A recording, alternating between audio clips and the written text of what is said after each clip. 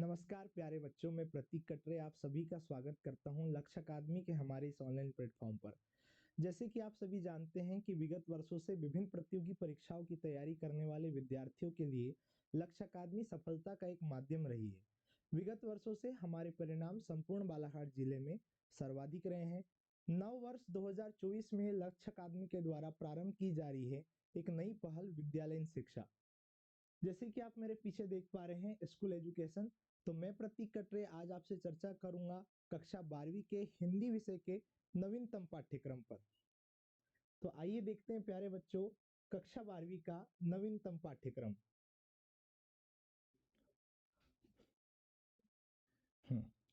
जैसे आप यहाँ से देख पा रहे हैं कि यह आपकी आरोह की किताब है जो दो भागों में विभाजित है। एक आपका काव्य खंड, दूसरा आपका गद्य खंड। दूसरी किताब की हम बात करते हैं, आपकी वितान की किताब है जिसमें सिल्वर वेडिंग जैसी महत्वपूर्ण कहानी, जूझ उपन्यास आदि यहाँ पर भी काफी सारा पाठ्यक्रम शामिल है। उसके बाद आप देख रहे हैं आपकी तीसरी किताब अभिव्यक्ति और माध्यम, जिसमें जनसंचार माध्यम, सृजनात्मक लेखन, व्यवहारिक लेखन, इस प्रकार की चीजें पाठ्यक्रम में शामिल है।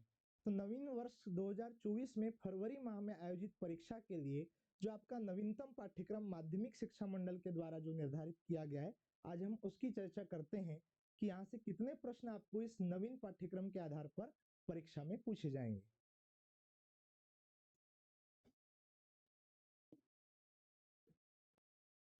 जैसे आप देख पा रहे हैं प्रश्न क्रमांक एक से लेकर प्रश्न क्रमांक 5 तक इसमें कुल 32 वस्तुनिष्ठ प्रश्न होंगे, अर्थात प्रत्येक प्रश्न आपका 1 अंक का निर्धारण करेगा। आप देख पा रहे हैं कि यहाँ पर सही विकल्प के पश्चात रिक्त स्थान, यहाँ सत्य असत्य, सही जोड़ी और एक वाक्य में उत्तर, इनसे संबंधित आपको 5 भागों में विभाजित होकर वस्तुनिष्ठ प्रश्न पूछे जाएंगे, जिसमें सही विकल्प आपके 6 अंक के होंगे, रिक्त स्थान 7 अंक, सत्य असत्य 6 अंक पर, सही जोड़ी मिलान 6 अंक का होगा और एक वाक्य में उत्तर होगा 7 अंक का। इस प्रकार से आपके 32 वस्तुनिष्ठ जो प्रश्न होंगे, अर्थात प्रश्न पत्र का लगभग 40% हिस्सा, जी हाँ यहाँ पर आप देख पा रहे हैं कि 40% हिस्सा जो होगा वो सिर्फ वस्तुनिष्ठ पर आधारित होगा और 32 अंक जो होंगे वो आपके वस्तुनिष्ठता के आधार पर प्राप्त किए जा सकते हैं। अब आप देख रहे हैं, यहाँ से देखो बच्चों, इसमें देख पा रहे हैं आप कि यहाँ से प्रश्न क्रमांक 6 से लेकर प्रश्न क्रमांक 15 तक कुल 10 प्रश्न होंगे और प्रत्येक प्रश्न आपका 2 अंक का होगा, अर्थात लघु उत्तरीय प्रारूप पर आधारित यहाँ से आपको 20 अंक के प्रश्न पूछे जाएंगे। इसके बाद आप देख पा रहे हैं कि प्रश्न क्रमांक 16 से लेकर प्रश्न क्रमांक 19 तक यहाँ पर आपको 4 प्रश्न दिए जाएंगे, प्रत्येक प्रश्न आपका 3 अंक का होगा, अर्थात 12 अंक के प्रश्न यहाँ से भी आपको शामिल किए जाएंगे। इसके बाद आप देख पा रहे हैं प्रश्न क्रमांक 20 से लेकर 23 तक यहाँ से आपके 4 प्रश्न होंगे और प्रत्येक प्रश्न आपका 4 अंक का होगा, अर्थात 16 अंक के प्रश्न आपके व्याख्यात्मक हल वाले होंगे। आप देख पा रहे हैं कि इस प्रकार से 4 प्रारूपों में वस्तुनिष्ठता के आधार पर ये यहाँ से प्रश्न क्रमांक 1 से 5 तक, इसके बाद 6 से लेकर 15 तक थोड़े से लघु उत्तरीय रूप में होंगे, 16 से लेकर 19 तक लघु उत्तरीय होंगे, उसमें अति लघु उत्तरीय होंगे 6 से लेकर 15 तक, 16 से लेकर 19 तक लघु उत्तरीय प्रारूप के और 20 से लेकर 23 तक जो होंगे वो थोड़े से दीर्घ उत्तरीय प्रारूप के होंगे, अर्थात इसमें 80 अंक जो होगा यह आपका प्रश्न पत्र का यह मुख्य रूप से आपको नवीन पाठ्यक्रम के आधार पर प्राप्त होगा। इसके पश्चात 20 अंक आप सभी जानते हैं कि यह प्रोजेक्ट पर आधारित होंगे और यह आपको विद्यालय के हिंदी शिक्षक के द्वारा प्रदान किए जाएंगे। तो इसके आगे हम देखेंगे कि प्रश्न पत्र के अंतर्गत क्या क्या आपका नवीन पाठ्यक्रम शामिल किया गया है।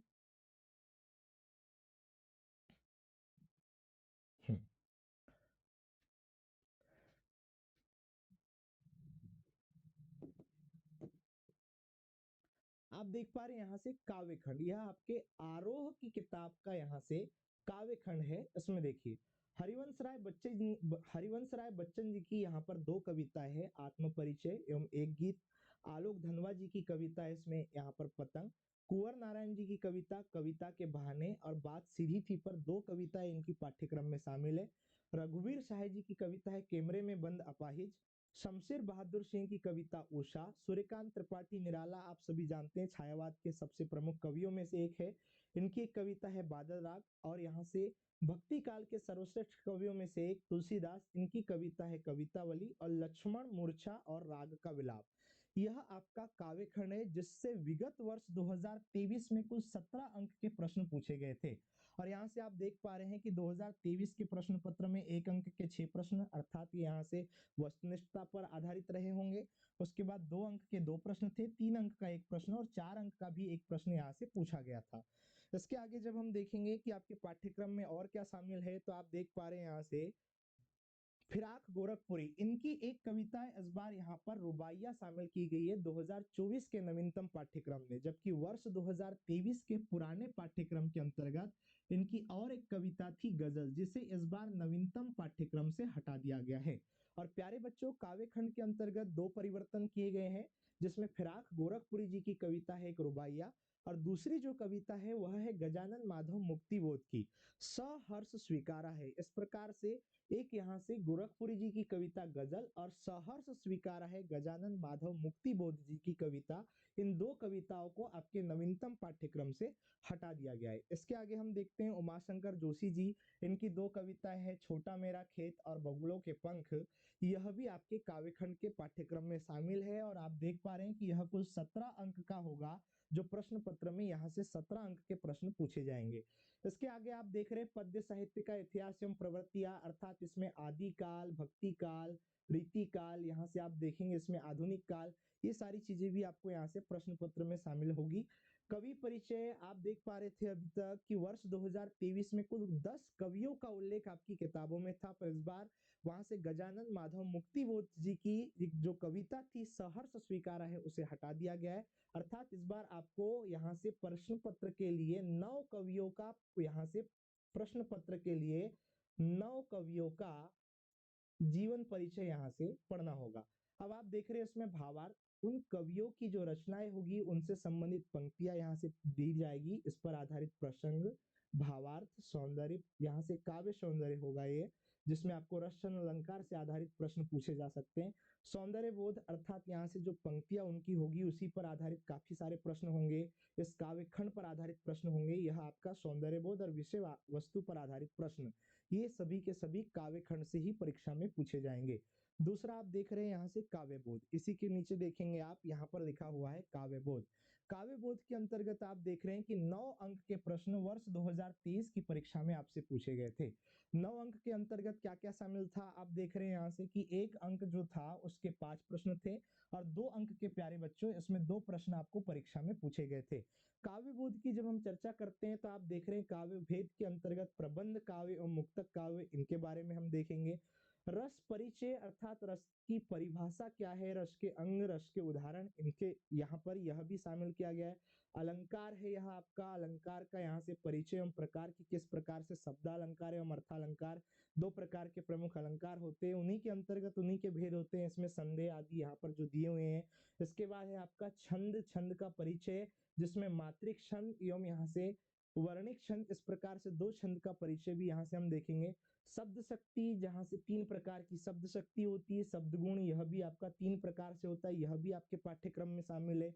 बिंब विधान की जब हम बात करते हैं कि किसी व्यक्ति का किसी विषय वस्तु के प्रति जो दृष्टिकोण होता है वह बिंब विधान होता है, यह 4 प्रकार का होता है, इसकी भी हम आगे में चर्चा करेंगे। तो आप देख पा रहे हैं कि वर्ष 2023 के प्रश्न पत्र में कुल यहाँ पर 9 प्रश्न, यहाँ से 9 अंक के प्रश्न यहाँ से शामिल किए गए थे। इसके आगे देखेंगे हम आज यहाँ पर, यहाँ लिखा है आरोह भाग 2 गद्य खंड, अर्थात यहाँ कहानी, निबंध, उपन्यास, रिपोर्टाज, संस्मरण, रेखा चित्र, इसके आधार पर चीजें दी है। महादेवी वर्मा की एक रचना है, यहाँ से आप देख रहे हैं महादेवी वर्मा, इनकी एक रचना है, उसमें भक्तिन, भक्तिन जो है। इसके बाद जैनेन्द्र कुमार, इनका एक सबसे प्रमुख निबंध बाजार दर्शन, यह भी आपके पाठ्यक्रम में। धर्मवीर भारती, काले मेघा पानी दे, फणीश्वर नाथ रेणु जी की कहानी पहलवान की ढोलक, हजारी प्रसाद द्विवेदी जी का सबसे प्रमुख निबंध शिरीष के फूल, बाबा साहेब भीमराव अंबेडकर, इनके भी 2 पाठ यहाँ से श्रम विभाजन और जाति प्रथा, मेरी कल्पना का आदर्श समाज, इस प्रकार से यह आपके पाठ्यक्रम में शामिल है। और आप देख पा रहे हैं कि इससे विगत वर्ष में कुल 17 अंक के प्रश्न आपको परीक्षा के अंतर्गत पूछे गए थे, जिसमें वस्तुनिष्ठ प्रश्न आपको 6 थे जो रिक्त स्थान या वस्तुनिष्ठ या सही मिलान से हो सकते हैं, और 2 प्रश्न ऐसे थे प्यारे बच्चों जो आपके यहाँ से 2 अंक के थे। एक प्रश्न आपका 3 अंक का था और 4 अंक का भी एक प्रश्न आपको इस गद्य खंड के भाग से पूछा गया था। इसके आगे हम देखेंगे यहाँ से गद्य साहित्य का इतिहास, जहां पर गद्य जो है वो कहाँ से प्रारंभ हुआ, उसका विकास क्रम क्या था, प्रवृत्ति अर्थात विशेषताओं का बोध होगा इसमें। गद्य साहित्य, गद्य की विधाएं अर्थात कहानी, नाटक, रेखा चित्र, संस्मरण, निबंध, ये सब सारी गद्य की विधाएं होती है, यह भी आपके पाठ्यक्रम में शामिल है। अब हम लेखक की बात करते हैं। लेखक का जीवन परिचय, यह भी मूल रूप से 4 अंक के रूप में यहाँ से परीक्षा में पूछा जाता है। उसके बाद आप देख रहे हैं कि वहां पर लेखक जो होगा, इन्हीं की किसी न किसी निबंध या कहानी से आपको यहाँ से 4 से 5 पंक्तियां दी होगी, जिस पर आपको संदर्भ प्रसंग सहित व्याख्या करनी होगी। यह आपको यहाँ से परीक्षा में पूछा जाएगा। विषय वस्तु एवं विचार बोध पर आधारित प्रश्न होंगे, अर्थात ये जो आप गद्य खंड देख रहे हैं, इसी से प्रश्न आपको यहाँ पर 2 या 3 या 4 अंक के रूप में पूछे जाएंगे। यह आपका गद्य खंड का मुख्य विवरण है। और आप देख पा रहे हैं कि विगत वर्ष में यहाँ पर कुल 17 अंक के प्रश्न आपको प्रश्न पत्र के अंतर्गत पूछे गए थे। इसके आगे आप देखेंगे यहाँ पर इसमें लिखा हुआ है यहाँ से भाषा बोध। भाषा बोध के अंतर्गत सबसे पहला पॉइंट आप देख पा रहे हैं इसमें शब्द, जिसमें क्षेत्रीय शब्द अर्थात किसी ग्रामीण अंचल का बोली उपबोली का जो शब्द होता है वह क्षेत्रीय शब्द कहलाता है। दूसरा आप देख रहे हैं तकनीकी शब्द, किसी विशेष विषय से संबंधित जो शब्द होते हैं वो आपके तकनीकी शब्द है। निपात शब्द, जिनका वाक्यों में प्रयोग कर देने पर सदैव एक विशेष अर्थ प्राप्त होता है एवं अर्थ वहां पर सुनिश्चित रूप से प्रकट करने लगता है, वह आपका निपात शब्द होता है। यह भी आगे देखेंगे। शब्द युग में एवं उसके प्रकार, यह भी यहाँ पर शामिल है। वाक्य परिचय एवं उनके प्रकार की किस प्रकार से अर्थ के आधार पर 8 प्रकार के वाक्य एवं रचना के आधार पर 3 प्रकार के वाक्य होते हैं। वाक्य शुद्धिकरण एवं वाक्य परिवर्तन, जैसे कि ममता खाना खाती है, यहाँ पर जब आप देखेंगे तो यह लिंग के दृष्टिकोण से बिल्कुल एक शुद्ध वाक्य है, पर ममता खाना खाता था, इस प्रकार से आप देखेंगे कि मैंने वाक्य परिवर्तन में भक्ति उसको भूतकाल में भी परिवर्तित कर दिया और भूतकाल के साथ साथ उसका लिंग भी बदल दिया कि ममता खाना खाता था। तो ये वाक्य शुद्धिकरण जो होगा, इसके आगे भी देखेंगे हम। मुहावरे एवं लोकोक्तियां अर्थात भाषा का चमत्कार एवं भाषा का सौंदर्य, यह भी यहाँ से शामिल है। राजभाषा एवं राष्ट्रभाषा, एक संपर्क की भाषा और दूसरी संवैधानिक भाषा, यह आपके पाठ्यक्रम में शामिल है। भाव पल्लवन, भाव संक्षेपण के पश्चात इसमें विज्ञापन लेखन, संवाद लेखन, अनुच्छेद लेखन, इससे संबंधित प्रश्न आपके 3 से 4 अंक के रूप में पूछे जाएंगे। और आप देख पा रहे हैं कि विगत वर्ष 2023 में इससे कुल आपके यहाँ से 12 अंक के प्रश्न बने हुए थे, जिसमें एक एक अंक के वस्तुनिष्ठ के 5 प्रश्न थे। दो आप देख पा रहे हैं कि यहाँ से 2 प्रश्न 2 अंक के थे, 3 अंक का भी एक प्रश्न आपको यहाँ पर इसी वाले भाग भाषा बोध से पूछा गया था। अब आप देख रहे हैं इसमें वेतन भाग 2, यहाँ से पूरक पाठ्य पुस्तक पर आधारित प्रश्न। सिल्वर वेडिंग, यह मनोहर श्याम जोशी जी की कहानी है, एक प्रमुख कहानी है। आनंद यादव जी का झूठ नामक उपन्यास, यह आपने पढ़ा होगा। और इसी सिलेबस से आप प्यारे बच्चों यहाँ से एक और यहाँ से आप देखेंगे तो एन फ्रैंक, इनकी एक रचना थी डायरी के पन्ने। डायरी के पन्ने, इसको इस बार नवीनतम सिलेबस से हटा दिया गया है। तो एन फ्रैंक जी की जो एक रचना है डायरी के पन्ने, इस बार इसको यहाँ से हटा दिया गया। इस पर आधारित प्रश्न भी आपको परीक्षा में शामिल होकर पूछे जाएंगे। और यहाँ से आपके कुल 7 प्रश्न विगत वर्ष में पूछे गए थे, जिसमें यहाँ से एक वस्तुनिष्ठता के आधार पर 5 प्रश्न थे और यहाँ से 2 अंक का क्या था, इसमें एक प्रश्न पूछा गया था। अंतिम में आप देख पा रहे हैं यहाँ से अभिव्यक्ति एवं माध्यम, इससे यहाँ से इससे भी आपके 7 प्रश्न।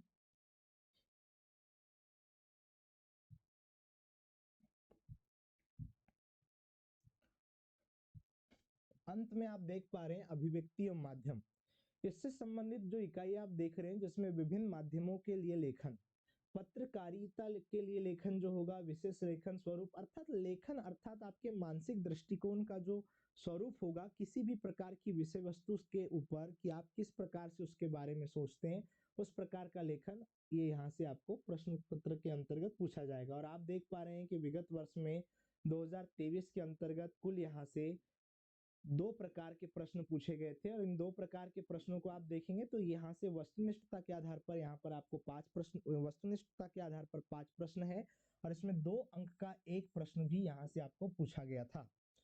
इसके बाद आप देख रहे हैं कि उसमें इकाई 2 सृजनात्मक लेखन, सृजनात्मक लेखन के अंतर्गत यहाँ पर आपको कैसे बनती है कविता, नाटक लिखने का व्याकरण, कैसे लिखे कहानी, कैसे करें कहानी का नाट्य रूपांतरण, कैसे बनता है रेडियो नाटक, नए और अप्रत्याशित विषयों पर लेखन।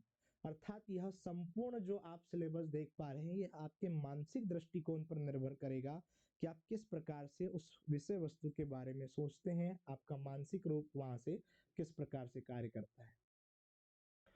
इसके बाद अंतिम में यहाँ पर जब आप देखेंगे प्यारे बच्चों, इसमें आप देख पा रहे हैं एक गद्यांश और दूसरा आपका है इसमें काव्यांश। गद्यांश एवं काव्यांश पर आधारित 3 प्रश्न आपको पूछे जाएंगे।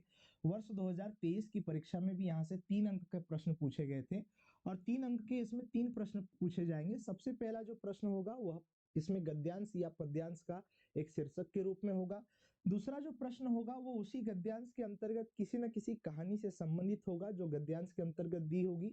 और तीसरा जो प्रश्न होगा प्यारे बच्चों, यह उस गद्यांश या पद्यांश का एक सारांश के रूप में पूछा जाएगा। अगर काव्यांश आएगा जिसे हम पद्यांश कहते हैं, तो उस काव्यांश की 2 या 3 पंक्तियों के अर्थ को लिखने के लिए भी यहाँ से एक प्रश्न आ सकता है। तो आप देख पा रहे हैं कि वर्ष 2023 में यहाँ से एक प्रश्न थोड़ा गलत हो गया है। इसमें कुल 3 प्रश्न आए थे। 3 प्रश्न में प्रत्येक प्रश्न आपका 1-1 अंक का था। इसमें जब आप देख रहे हैं दूसरा आपका यहाँ से पत्र लेखन। पत्र लेखन में जब आप देखेंगे तो इसमें औपचारिक पत्र और दूसरा आपका अनौपचारिक पत्र। औपचारिक पत्र ऐसे पत्र होते हैं जो किसी सरकारी क्षेत्र से संबंधित होते हैं। जैसे अगर आप जिलाधीश की जब हम बात करते हैं, कलेक्टर महोदय को कोई पत्र लिखते हैं, अपने प्रधानाध्यापक को जो पत्र लिखेंगे वह आपका औपचारिक पत्र होगा। और अनौपचारिक पत्र की जब हम बात करते हैं तो आप अपने पिताजी, अपनी मम्मी या किसी अनुज को जो पत्र लिखते हैं वो हमारे अनौपचारिक पत्र होंगे।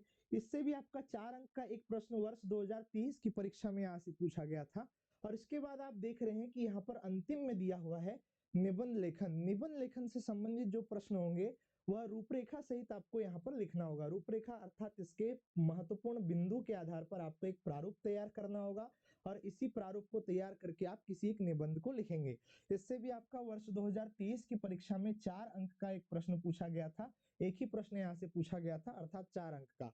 पर जब हम 2024 की परीक्षा की बात करते हैं तो वर्ष 2024 की जो परीक्षा फरवरी माह में आयोजित होगी उसमें आपका प्रश्न पत्र 80 अंक का पूछा जाएगा। और 80 अंक के प्रश्न पत्र के साथ 20 अंक जो होंगे प्यारे बच्चों, ये हमारे हिंदी के शिक्षक के द्वारा प्रोजेक्ट के आधार पर आपको दिए जाएंगे। तो अब हम थोड़ी चर्चा करते हैं वर्ष 2023 एवं वर्ष 2024 के एक नवीनतम एवं परिवर्तित पाठ्यक्रम पर कि किस प्रकार वर्ष 2023 से पाठ्यक्रम के कुछ अंश या जो भाग है वो हटा लिए गए हैं और उसके पश्चात आपके यहाँ 2024 का एक नवीनतम पाठ्यक्रम तैयार किया गया है।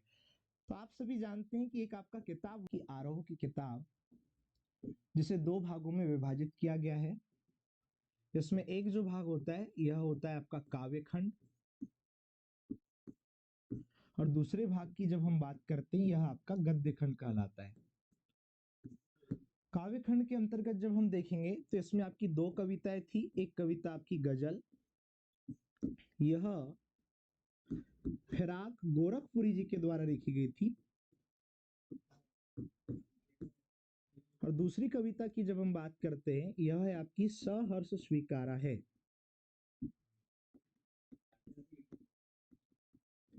यह कविता गजानन माधव मुक्तिबोध जी के द्वारा लिखी गई थी। यह 2 पाठ जो आप देख पा रहे हैं, गजल और दूसरा आपका यहाँ से सहर्ष स्वीकारा है। इन दोनों कविताओं को, गजल को और सहर्ष स्वीकारा है, इन दोनों कविताओं को नवीनतम पाठ्यक्रम वर्ष 2024 से इस किताब से, आपके यहाँ से आरोह की किताब से इन दोनों को हटा दिया गया है। दूसरी जब हम बात करते हैं इसमें प्यारे बच्चों की, जैसे आप देख पा रहे हैं आपका गद्य खंड। गद्य खंड के अंतर्गत 2 सबसे प्रमुख रचनाएं थी, जिसमें पहली रचना आपकी यहाँ से चार्ली चैपलिन यानी हम सब, यह एक रचना यह विष्णु खरे जी के द्वारा लिखी गई थी। विष्णु खरे यह इसके रचयिता या लेखक थे। दूसरी रचना की जब हम बात करते हैं तो यहाँ पर नमक नामक एक रचना थी जो रजिया सज्जाद जहीर जी के द्वारा लिखी गई थी। रजिया सज्जाद जहीर।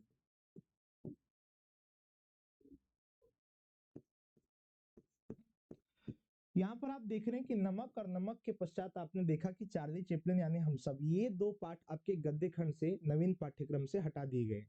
आरोह की किताब के पश्चात प्यारे बच्चों यहाँ पर और एक किताब आपके पाठ्यक्रम में शामिल है जिसे हम क्या कहते हैं, वेतान। वेतान की किताब के अंतर्गत जब आप देखेंगे तो नवीन पाठ्यक्रम में वर्तमान समय में यहाँ पर आपके पास 3 यहाँ से आपके पाठ शामिल है। पर यहाँ की भी एक रचना थी, यहाँ पर जब आप बात करते हैं इसकी, तो एन फ्रैंक जी की एक रचना है यहाँ पर, डायरी के पन्ने।